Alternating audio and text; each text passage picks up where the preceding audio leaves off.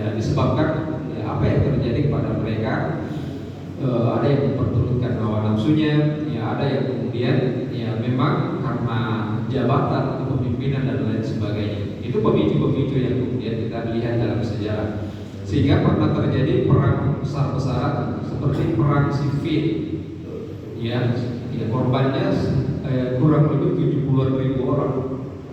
Ya itu sejarah luar biasa, itu sejarah kelam dalam ya, Islam antara Khawarij dan juga di kalangan ya, golongan-golongan Syiah, sehingga itu benih-benihnya sejak dulu sudah ada sampai sekarang.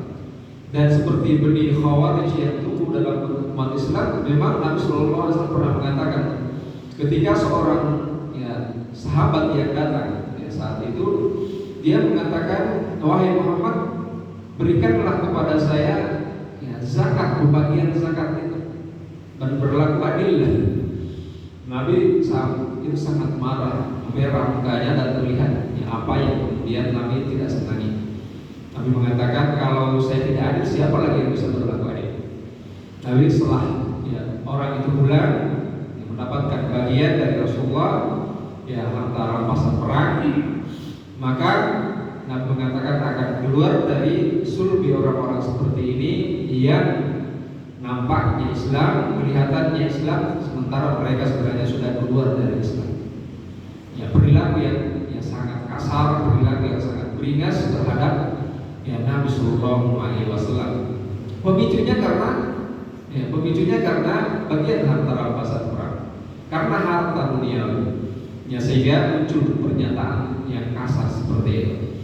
Nah, kalau kita lihat bagaimana ya, perbedaan pendapat itu memang ya, sejatinya dan memang sudah seperti itu adanya. Sejak dahulu sudah ada perbedaan pendapat. Kalau kita lihat ya di masalah fikih, ya kalau kita pelajari tentang masalah fikih, itu dalam Islam ada namanya fiqhul muqarrad. Ya, ada fikih perbandingan mazhab.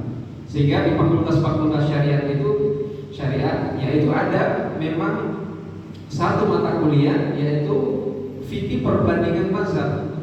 Sehingga ya, seperti kitab Bidayatul Mujtahid wa Nihayatul Muqtasid, itu buku yang menghimpunkan daripada perbedaan para ulama itu. Ya, jadi Ibnu Rusyd telah mengumpulkan perbedaan pendapat kemudian disatukan dalam satu buku, jadi 2 jilid itu.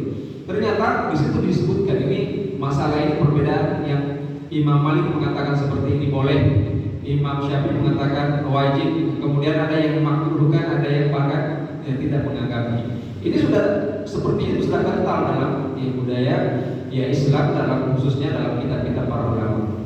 Ditambah lagi dengan ya kitab Al-Mughni misalkan, ini lebih banyak lagi disebutkan pendapat itu. Bahkan pendapat-pendapat di luar dari imam mazhab yang kita sebutkan itu dimunculkan. Ya, demi apa sebenarnya? Untuk tujuan atau hakikat daripada perbedaan itu sebenarnya terjadi adalah karena para ulama yang muncul dalam setiap generasi, setiap waktu, ya mereka belajar, ya mereka mengkaji, mendalami ya, dari permasalahan-permasalahan sehingga menunjukkan ya pendapat-pendapat itu.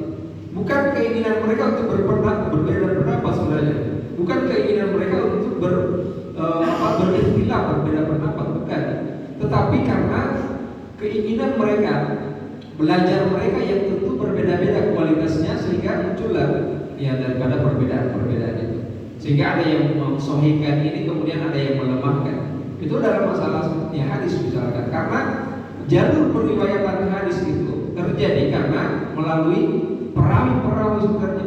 Sehingga yang sampai kepada Imam Abu Hanifah ya di Kufah itu yang meriwayatkan beda. Kemudian yang datang kepada Imam Malik ya di Medina misalkan, itu juga perawi-perawinya beda. Sehingga dalam perjalanan riwayat itu ada perawi-perawi yang kemudian ya mungkin Imam Abu Hanifah menganggap bahwa hadis ini lemah, sehingga dia hukum bahwa itu adalah haram dilakukan. Ya.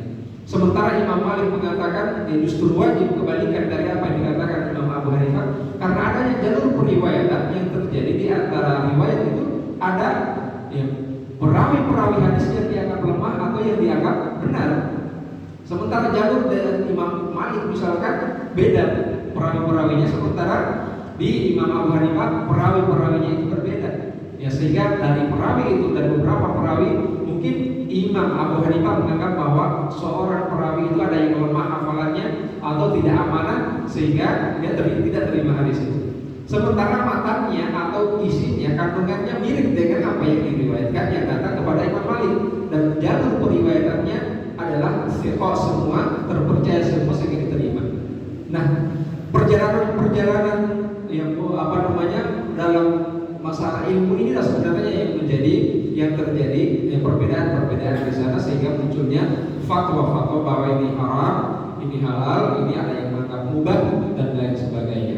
Maka benar apa yang dikatakan oleh Bapak tadi bahwa memang di antara pemicu terjadinya perpecahannya karena dari umat itu sendiri, ya, terutama ya para penuntut umat ini, penuntut umat ini yang penjelasannya ya tentu ya ada yang memang kualitas keilmuan mereka bertingkat-tingkat.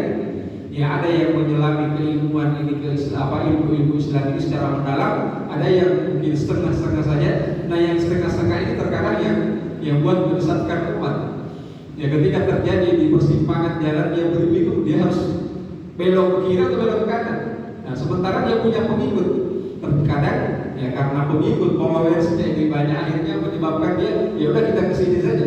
Padahal sebenarnya itu jalan yang belum diridhoi oleh para ulama. Ya, ada jalan lain yang sebenarnya yang kita harus lakukan. Maka istilah sebenarnya di persimpangan jalan, terkadang ustadz itu dituntut untuk memberikan jawaban, dan jawaban itu yang terkadang belum matang, yang belum benar-benar dikaji secara mendalam sehingga menimbulkan polemik di antara umat Islam.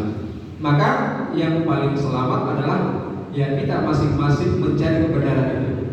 Ya, masing-masing kita berjuang untuk mendapatkan kebenaran itu dengan menghimpunkan daripada pendapat-pendapat para ulama. Manhaj Ahlussunnah wal Jamaah dalam hal yang mencari kebenaran adalah selalu mengerangkum semua pendapat-pendapat itu, sehingga ya ketika pun dia mengetahui ada perbedaan di sana, dia juga tetap menyadari bahwa ada pendapat lain yang mungkin ada yang boleh kita berbeda pendapat, namun ada saatnya tidak boleh kita berbeda pendapat di situ. Ya, khususnya dalam masalah-masalah akidah, ya ini ya sangat harus sangat jelas dan harus diselesaikan di tubuh umat Islam ini. Kajian-kajian kita benar-benar mengantarkan kita kepada ya akidah yang sahih, akidah Ahlussunnah wal Jamaah, dan setelah itu ya boleh kemudian kita berbeda pendapat dalam masalah-masalah muamalah yang tentunya sangat luas pembahasannya, dan ya boleh ya kemudian kita berbeda pendapat dalam masalah ini karena ya para ulama telah mendahului kita dalam masalah perbedaan-perbedaan itu. Tetapi kita tidak menonjolkan perbedaan-perbedaan itu, ya kita harus saling toleran dalam masalah yang bisa kita bertoleransi di sana. Ya Allah